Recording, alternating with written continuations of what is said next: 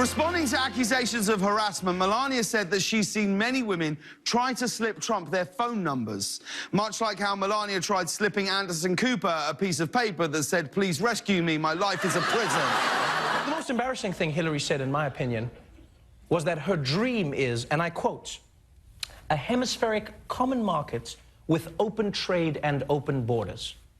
I just imagine her in bed with Bill, where she's like, "Bill, I just had the best dream. We had a hemispheric common market with open borders. What did you dream about?" And Bill's like, "Oh, same thing." Every 4 years, they sponsor a mock election where kids from all over the country get to cast a vote for president. It's interesting, she beat him by a lot, and of course, Trump took to Twitter to express his frustration with the results. He wrote, "Children are fat and disgusting." He's calling for a ban on all kids until we figure out what the hell is going on. I'm pretty sure that was a fake tweet. You think so? All right, you don't know? Yeah, it's hard to tell sometimes. Welcome back to America Talks. You can join the conversation, of course, with John Bachman, Miranda Kahn. Also, we have Andrea Kaye with us earlier. And it's time for a Newsmax panel with some of our colleagues who are going to be joining us here. We got Bill Tucker coming from New York, and also Ed Berliner is going to be joining us. Oh, well, all right, we're in the C block. Yes, we are going to, we will do that. that. It's all right. You know, it's going to be a long day. Andrea Kaye, though, we appreciate you sticking around, GOP strategist, also the host of the Andrea Kaye Show. You're out in California. How are things looking for Donald Trump? What are you hearing people say out there? Well, it's interesting because I have seen, since I moved to San Diego in California, a real shift to the left, obviously. I mean, that bears out in a variety of different ways. This election is so different. I mean, we talked about polls earlier. I'm taking like my own poll as I go about the community. And I've got friends here from the super far left all the way to the super far right. And everybody I know is voting for Trump. He is absolutely reaching people from all areas of the political spectrum to the point to where people actually believe that California's in play. If people believe California's in play, people also believe that Texas is in play for Hillary, and Georgia is in play for Hillary too. But I wanted to ask you, Andrea, because you're out there in California, does it really feel like there's a chance for Donald Trump to make some headway in that state? Well, you know, I don't know how much of it is, how much of the mood here in terms of in his favor and the excitement. I don't know how much of it is wishful thinking. You know, when there is distrust of the polls, and distrust of the media, and you feel like there's collusion and corruption going on, you're not really sure. Right now, we've got reports coming out of Ohio to where the Republican, and that's what's, you know, some people might say it's a mixed state purple, but it's considered a red state. And you hear that the Republican Party is actually telling their ground game, don't hand out Trump literature. So, you know, I don't really know what's happening with some of the ground games in some of these states, and that's what makes me a little some not people would sure. say this is kind of the hens coming home to roost for Donald Trump. He didn't develop a ground game during the primary campaign, which is traditionally what needs to be done, and you know he's relying on the Republican Party to do most of his ground game for. But we're going to get to a caller in 1 second, but I wanted to ask you one more question too about California, because that is a state where they have term limits for their state legislators. And it hasn't really worked out so well for California. When you hear Donald Trump proposing term limits, do you think it really has a chance of happening in Washington, D.C., considering Congress will have to vote them into place? Yeah, I really don't see that happening. And when I've talked to other people that have been in politics and actually held positions, they say that term limits really are not the answer.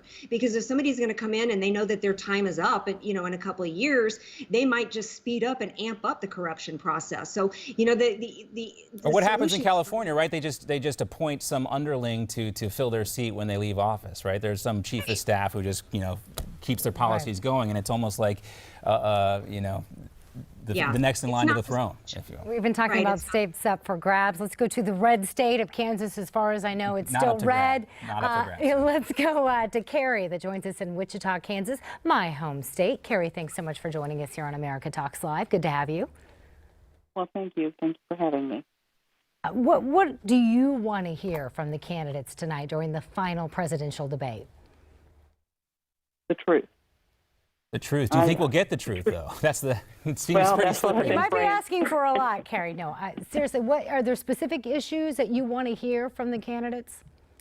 Well, I would like to hear the candidates speak about border control and our military, what their plans are for our military, how they are planning on protecting our country, and what their plans are militarily. So you don't want to hear about any the Clinton sex scandals from the 1990s? Well, I don't. I kind of asked that question because you would be the fourth or fifth caller that. who says it's the same things that you are saying, that they want to hear about, what's going to happen with the border. They want to hear about how we're going to combat ISIS. They want to hear about what's going to be done to improve the situation with the economy. So you're in good company if you want those questions answered. The question, though, Andrea, are we going to get those questions answered? Right. That was for me or the caller? Yeah, for you, Andrea. Yeah. Well, I don't know. I wish we had more debates, because I certainly haven't felt like I came away from the last two that we had with any real information as a voter that I need to have to go into the voting booth. And again, some of that comes back to the media in general, as well as these moderators that seem as though it's their job to hold Clinton up like a wonder bra instead of talking about the issues and getting the information to the voters. I would really love, like in the last debate, I really wish that we hadn't wasted 20 minutes on some audio tape from Trump 11 years ago. So, and I think that most people feel that way. So I think most people are like the caller that really want to hear. We've got some serious issues in this country, issues that it seems as though both parties have worked together to avoid dealing with. And I think that's why Trump won the nomination. And I think that that's one reason why the Republican Party itself is not supporting him, because, this election is really coming down, I think, to us versus them in Washington, D.C. And the American people. People are sick of all the platitudes, not just from Republicans, but not just from Democrats, but Republicans too. And I think, Trump was able to break through that because he said some things you're not used to hearing politicians say. We got another caller in California. Joe's joining us from Pasadena. Joe, what do you want to hear from the candidates tonight at the debate? Well, just show exactly the truth about somebody that served for 30 years and we see nothing but destruction, and someone that is completely outsider, and they want to show, a different route to take, because this has gone too far, and people finally waking up. So taking a different route, if I'm hearing you right, Joe, right? Yeah. Actually, my call was regarding the idea that Democrats want to see people showing their, protecting people that don't want to show their ID. Voter ID, right. Yeah, and the other day I went to a recycling center to recycle some Pepsi cans and aluminum. Before they paid me $20, they asked me, believe it or not, for my driver license. This is a recycling center, and the transaction was $20. Right. How can that be? Yeah. How can we justify You bring up a good ID? point, Joe. You really do. If I have to show my driver's Recycling centers, license, airports, to check into a hotel. Why wouldn't I have to show my driver's license when I go to vote, Andrea?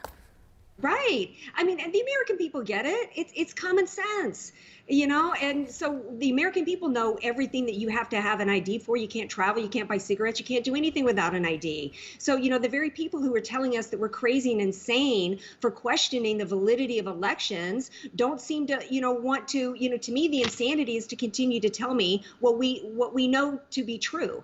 It's like Judge Judy would say, don't pee on my leg and tell me it's raining. You know that there's no way to, without voter ID, there's no way to really know for sure who the person is that they say they are and whether or not they have any business being there to vote. I think Judge Judy would also do very well in the polls if she were running for president, because people want that based on her salary, real talk. Especially. Yeah, the people want that real talk right now. We love her in California. I think most people in this country would say it makes sense. You have to show some sort of identification to vote in a polling place, or a voter ID card of some sort. The problem, though, at least in the eyes of the federal courts, is that these laws have not been applied in a constitutional way. So if we can agree that it seems like common sense, or you got to at least prove who you are in order to vote in an election, especially one as pivotal as this. Last word to you, Andrea. How can we apply these laws so the Supreme Court's not going to strike them down?